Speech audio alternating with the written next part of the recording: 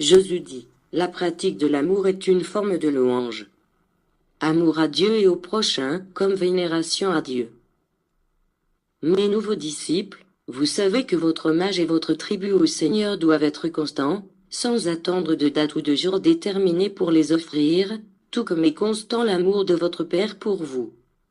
Mais, si vous voulez savoir de quelle manière vous devez vous souvenir chaque jour de mes actes d'amour, sans sombrer dans le fanatisme, moi je vous le dirai, votre vie doit être un hommage permanent à celui qui a tout créé, en vous aimant les uns les autres. Agissez de la sorte et moi, je vous concéderai ce que vous me demandez avec humilité, que vos fautes vous soient pardonnées. Je vous réconforte et vous soulage, mais j'ajoute, lorsque vous découvrez vos erreurs et que votre conscience vous juge, priez, corrigez votre erreur, armez-vous de force pour ne pas retomber dans la même faute et vous n'aurez pas à me demander sans cesse de vous pardonner. Ma parole vous enseigne à vous élever et à laisser passer la lumière et la spiritualité. J'ai soif, dis-je à cette foule qui ne comprenait pas mes paroles et qui se réjouissait de mon agonie. Que pourrais-je vous dire à présent, quand je vois qu'il ne s'agit pas d'une foule, mais bien le monde entier, qui blesse mon esprit sans se rendre compte de ma douleur? Ma soif est infinie, incompréhensible, et seul votre amour pourra l'apaiser. Pourquoi m'offrez-vous un culte extérieur, au lieu d'amour? Ne savez-vous pas que, en vous demandant de l'eau, vous m'offrez amertume et vinaigre? En vérité, je vous dis que ceux-là qui souffrirent et m'offensèrent beaucoup, seront ceux qui m'aimeront avec plus de ferveur. De leur cœur jaillira la constante offrande à ma divinité. Il ne s'agira pas d'offrande matérielle ni de psaumes, ni d'autel de la terre.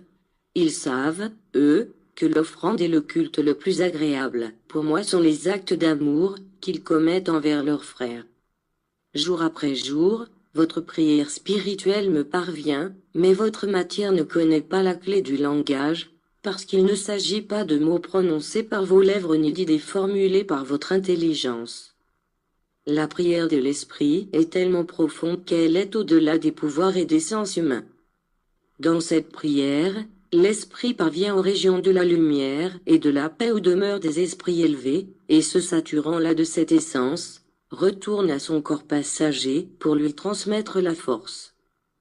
Peuple, le temps est venu pour vous où vous devez savoir prier. Aujourd'hui, je ne viens pas vous dire de vous prostrer au sol, je ne viens pas vous enseigner que vous priez avec vos lèvres ou que vous m'acclamiez avec des mots fleuris en de merveilleuses oraisons. Aujourd'hui, je viens pour vous dire, cherchez-moi par la pensée, élevez votre esprit et toujours je descendrai pour vous faire sentir ma présence. Si vous ne savez parler avec votre Dieu, le repentir, votre pensée, votre douleur me seront suffisants. Votre amour me suffira.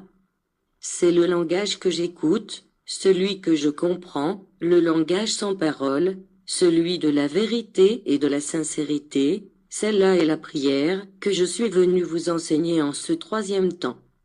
Chaque fois que vous avez commis une bonne action, vous avez senti ma paix, la tranquillité et l'espérance, et cela signifie que le Père est très proche de vous. Je refuse vanité et luxe humain, parce qu'à mon esprit ne parvient seulement que ce qui est spirituel, noble et élevé, transparent et éternel. Rappelez-vous qu'est la femme de Samarie, je dis, Dieu est esprit et il faut l'adorer en esprit et en vérité. Cherchez-moi dans l'infini et dans la pureté et c'est là que vous me trouverez. Pourquoi m'offrir ce que j'ai créé pour vous? Pourquoi me donnez-vous des fleurs, si vous autres ne les faites pas?